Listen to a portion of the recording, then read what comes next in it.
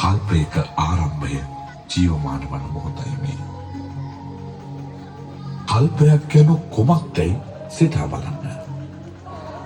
දිගින් යොදුනක්, පළලෙන් යොදුනක්, ඝනයෙන් යොදුනක් ඇති කොටුවක අබ පුරවා අවුරුදු 100කට වරක් එක අප ඇටයක් අයින් කළොත් යම් කාලයකින් ඒ අප හිස් වේ.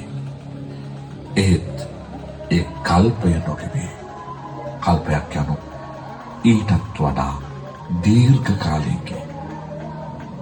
බලන්න ඉහළ අහස දිහා. ඔබට පළමුව දිස්වන්නේ දසදහසක් සක්වලට අයත් වන්නා වූ සූර්ය මණ්ඩලයයි.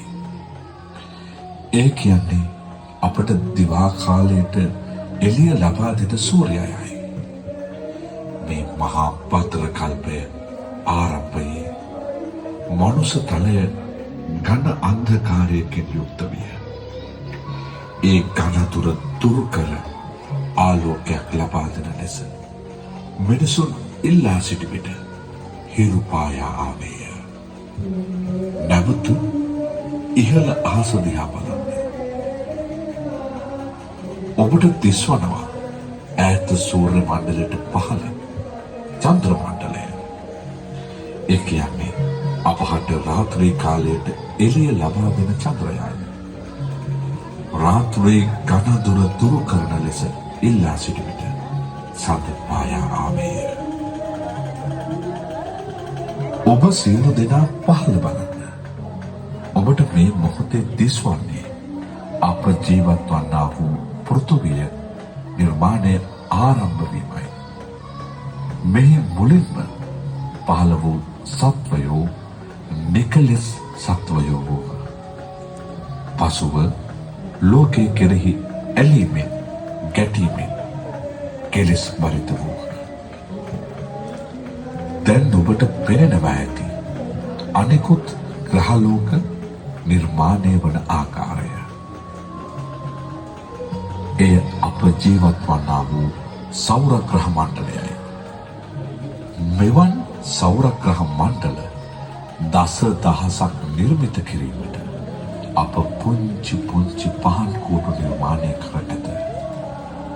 එය දැන් ඔබට බලාගත හැක. දැන් අප බලමු මගුල් සක්වලක් කියන්නේ මොකක්ද කියලා. සෞර ග්‍රහ මණ්ඩල දසදහසක් මැදේ පිහිටන සම්මා සම්බුදුවරයන් වහන්සේලා බුද්ධත්වයට පත්වන සක්වලටයි මගුල් සක්වල කියන්නේ. ඒ මංගල සක්වලයි. අද සමාජය තුළ මගුල් සක්වලක් කියන වචනය හරියට තේරුමක් නොදැන වෙන වෙන අදහස් වලට භාවිත කරනවා. ඒ පිළිබඳව දැනුවත් වී අප මේ වචනය ගෞරවාන්විතව භාවිතා කරමු. මගුල් සක්වල යනු කම්සප විඳින තැනක් නොව මෙහි පහළ වන බුදුවරෝගෙන් වනහසා සසර දුකින් මිදීමට ක්‍රියා කළ යුතු සක්වලයි. මෙලෙස කල්පයක් ආරම්භ වීමේදී බෝධි පර්යන්කය පිහිටන මධ්‍ය දේශයේ ජය භූමි ස්ථානය සියල්ලටම පළමුව පිහිටනවා. බ්‍රහ්මයන්ට මේ ස්ථානය ඔවුන්ගේ දිවසට පෙනෙනවා. ලෝකයක් ආරම්භ වෙනකොට චිත්තජ කිරණ වලින් හැදුණු නෙළුම්මැට බ්‍රහ්මයන්ගේ පුණ්‍ය බල මහිමයට ඔවුන්ට පහළ වෙනවා. මේ කිරණ නෙළුම්මැටයක් බඹලොවෙන් මේ මධ්‍ය දේශයේ බෝධීන් වහන්සේ පහළ වන ස්ථානයට වෙනවා.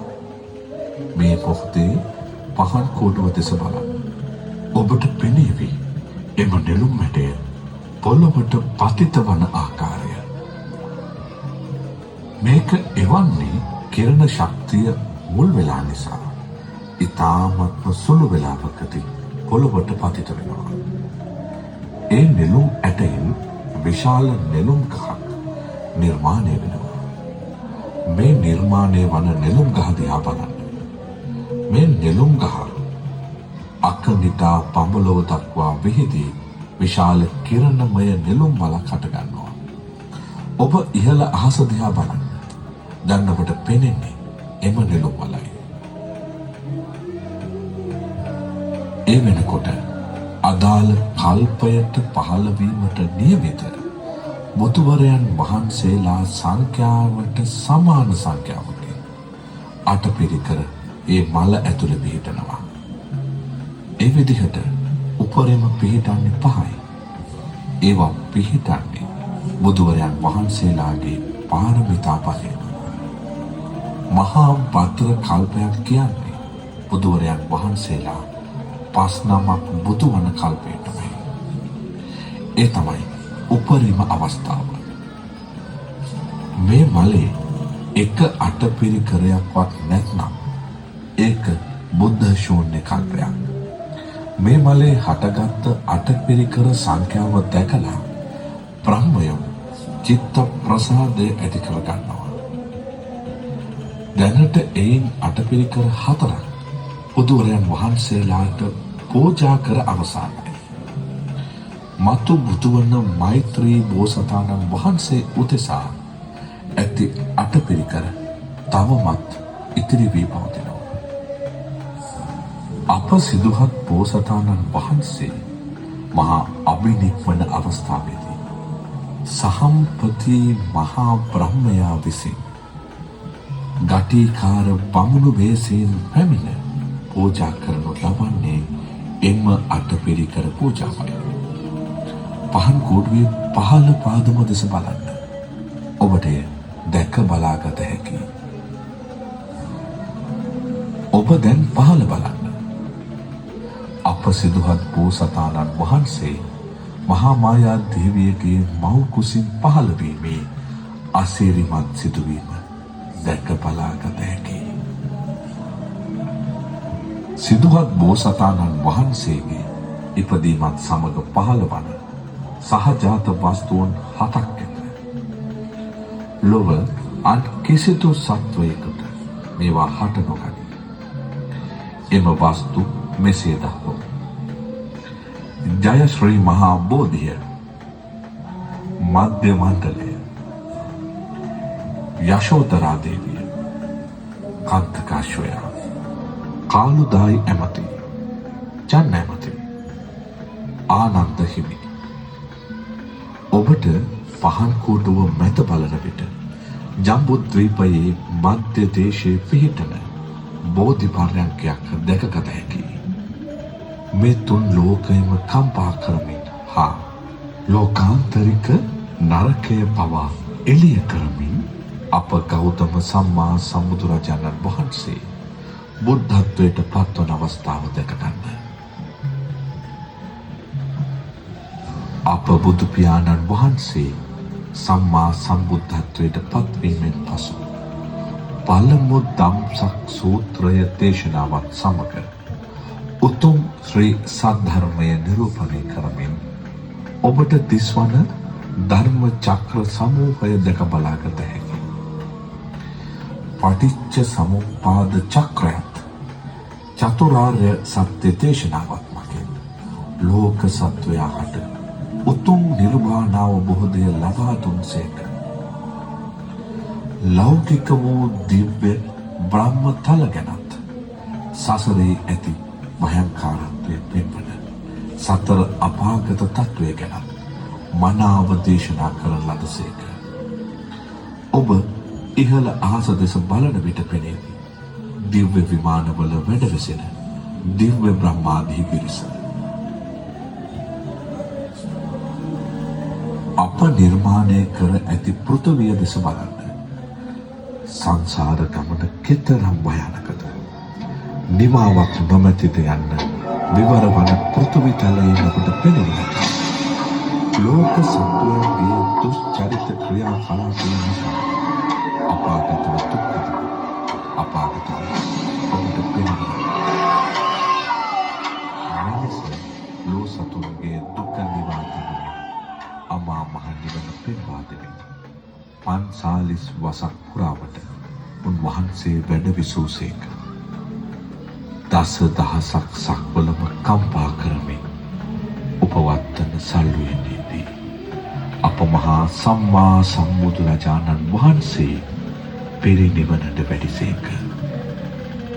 ගෞතම බුද්ධ ශාසනයෙන් අනතුරුව නැවත ආරම්භ වීමට නියමිත වැත්තේ මෛත්‍රී බුද්ධ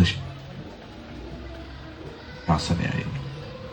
මෛත්‍රී බුද්ධ ශාසනයෙන් පසු මේ මහා භද්‍ර කල්පයට නියමිත නැති බුදු පියාණන් වහන්සේලාගේ ලෝව පහළ වීම අවසානයි. නැවත බුදු පියාණන් වහන්සේ නමක් බිහිවීම හෝ බිහි නොවීම සිදුවන්නේ නැවත අලුතින් කල්පයක් ආරම්භ වීමෙනි. කල්පයක් ආරම්භ වීමට මේ කල්පය විනාශ වීම සිදුවිය යුතුය. එය ඉතා දීර්ඝ කාලයක ක්‍රියාවලියකි. ඔව්වෙන් බැසින් ගින්නෙන් විවිධ ආකාරයෙන් හානිව ඉනිගෙන දැවෙන ලෝකයේ දෙස බලන්න.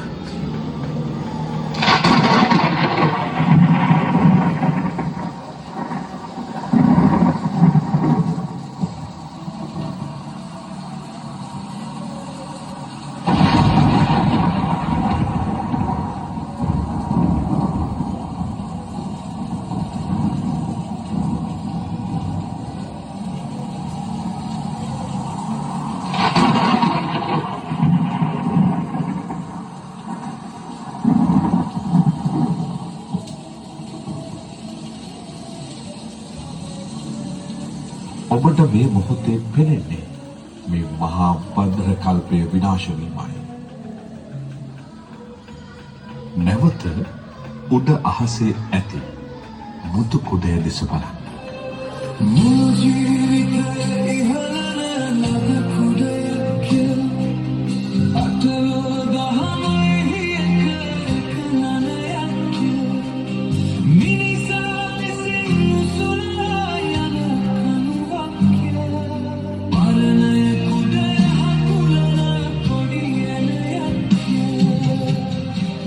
සියලු පුදුවරුන්ගේ දේශනාව වන්නේ උතුම් වූ නිර්වාණ ගාමිනී චතුරාර්ය සත්‍යයයි. ඉහළ අහසේ ඇති මුතු කුඩයෙන් පෙන්වා දෙන්නේ අටලෝ දහමෙන් ජීවත් වන මිනිසා ගමන් කරන සංසාර චක්‍රයයි. බුද්ධ දේශනාවට අනුව එම සංසාර චක්‍රයෙන් මිදුණු කල පවත්වන්නා වූ උතුම් නිර්වාණය අටවැනි මහලේ ඇති සිළුමිණෙන් අප විසින් නිර්මාණය කර ඇත. ඉතින් අප මහා සංසාර ගමනේ සදාකාලික එය ලෝක සත්වය මේ භයානක අනන්ත වූ සසරේ අපාත නිවිස නැවති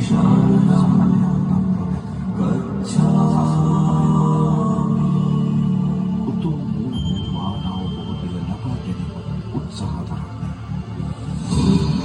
සියලු ලෝක සියලු සත්වයෝ ඉක්මහාන සුඛිත තන්නෙක්වා.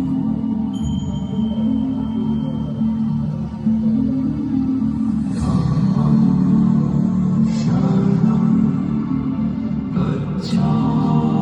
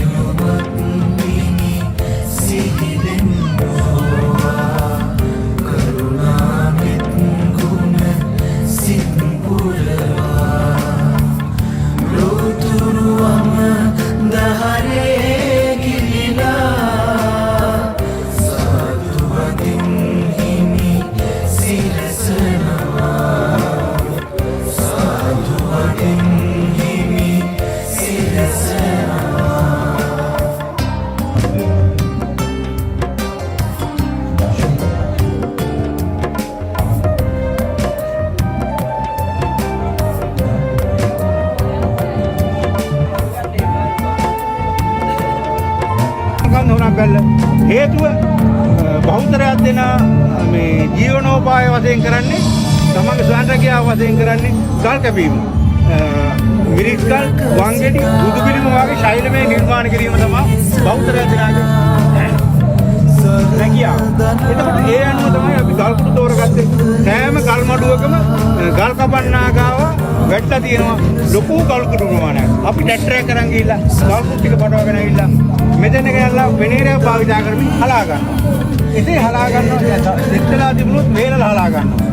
අදිත්‍ය ගල් කුඩු වලනේ සකල කහලුවක් දාලා යටින් ගින්දර දාලා කමනේ වැටලා හලාගෙන ඔය කුඩු හදාගෙන තමයි මේ ගම්ගාපු මේ කැටයම් පොලේ උඩ මේ තවරගන්නේ ඒ ගල් කුඩු ටික.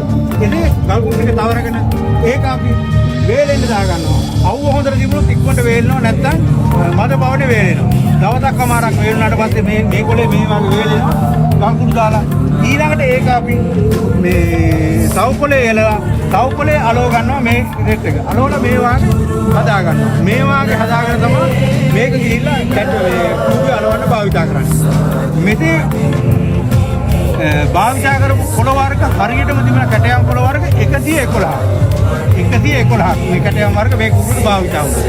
ඒ කැටයම් කොළ 111 යන මේ කැටයම අතෙන් අදාළයි මේ කැටයම අතෙන් අදාළයි කියන මතක තිබුණේ අපිත් එක වැඩ කරපු එක මල්ලි කෙනෙක් හිටියා උදයංග මල්ලි. උදයංග මල්ලිට ඒ කඩපාඩියේ මතක තිබුණා කම්පියුටරයක් වගේ. ඉතින් ඒ මල්ලි තමයි කියන්නේ මේක චක්‍රාවාටයේ මෙතෙන් මේක අර මන්දාකිණියේ මේක අර සූර්යග්‍රහ මණ්ඩලයේ කෑල්ල කියන එක මේ සක්වල කුඩුව හදද්දී ඒ මතක තිබුණේ මේ මල්ලි. මේ වගේ දැවැන්ත නිර්මාණයක් තමයි අපි මේ කළේ. මෙහෙම දැවැන්ත නිර්මාණයක් කරන්න වැඩේට බැස්සා නෙවෙයි. අඩි 66ක් කියලා කිව්වට දැන් ගිනස් අපිට මැනලා බලද්දි අඩි 68යි අඟල් 6ක්. يعني 68මාරක් උසයි. දැන් ලෝකයේ දැවැන්තම විශාලම කූඩු වැඩේට ගිනස් පොතේ යන්න නියමිතයි. ඒ කියන්නේ අපිට නිහතමානී ආඩම්බරයක් තියෙනවා. ඔයාලටත් ඒ වගේ හදවතක් තියෙනවා. ලෝකයේ ලොකුම පහන් කූඩුව නරඹන්න පුළුවන් වුණායි කියලා. ඉතින් එහා පැත්තේ තියෙනවා මේ සඳහා භාවිත කරපු මෙවණක් කොටසක් නියං අපි කඩෙන් ගත්ත නියං අපි හදාගත්ත නියං ඒවත් බලාගෙන යන්න යනකොට අර පොතේ තියෙනවා පොතේ සටහනක් දාලා යන්න කෘතඥතා පූර්වක වෙන්න කියලා ඉල්ලා සිටිනවා. හැමෝටම දිරුවන් ගන්නයි. කට්ටිය මොහොම වෙන්නේ.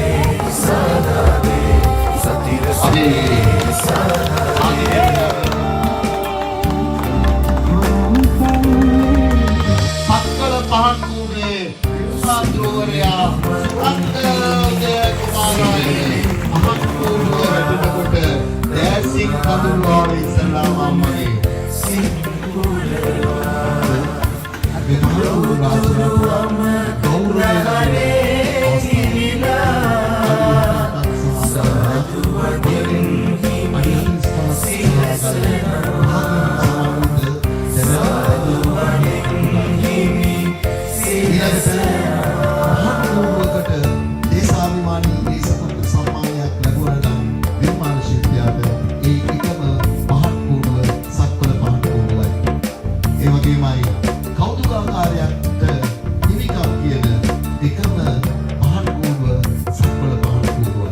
නගරාධිපති තොරේයා ශරණින් මැතිතුමාට පාර්ලිමේන්තු මන්ත්‍රී රුවන්තිලක ජයතිලක මැතිතුමාගේ පෞද්ගලික ලේකම් ප්‍රාදේශීය සභා මන්ත්‍රී දසනායක මැතිතුමාට ඒ වගේමයි අද දිනේ අධිකාරිය නියෝජනය කර දෙරණ නාලිකාව අවසරක් පුරා අපගේ චින්තනාට අපි මේ අවස්ථාවේදී නිර්මාණය වෙන්නේ දැවැන්තම පහන් සිරුව, දර්ශනීයම පහන් සිරුව, සිහිගන්නාම පහන් සිරුව, උසම පහන් සිරුව, දිගින් වැඩිම පහන් සිරුව යන මේ සියල්ලටම ඉදිරි සම්මානය ප්‍රදානය කිරීමට ගෞරවය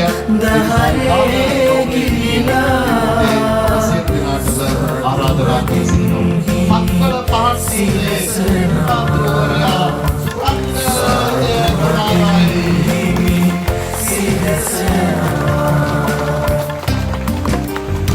තේම තමයි සුරංගගේ ස්වභාවයේ අම්මා හොයනවා එන්න අම්මා ඉක්මනට ඔබ තමයි මේ ශරීරයේ පිටිපස්සේ ඉඳගෙන අහම්පුව වැටෙනකොට දැසින් කඳුළු ආවේ ඉස්සලාම අම්මගේ අම්මා තමයි මේ ශරීරයේ ජීවිතයට ගෙනියන්නට සුරංගට අවශ්‍ය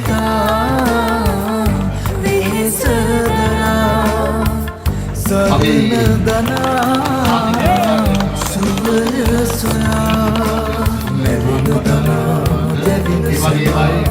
එතුමාට එහි කුසලානය සාධනය කිරීමට ආනවරණීය ආරාධනාව වර්තමාන ප්‍රදේශයේ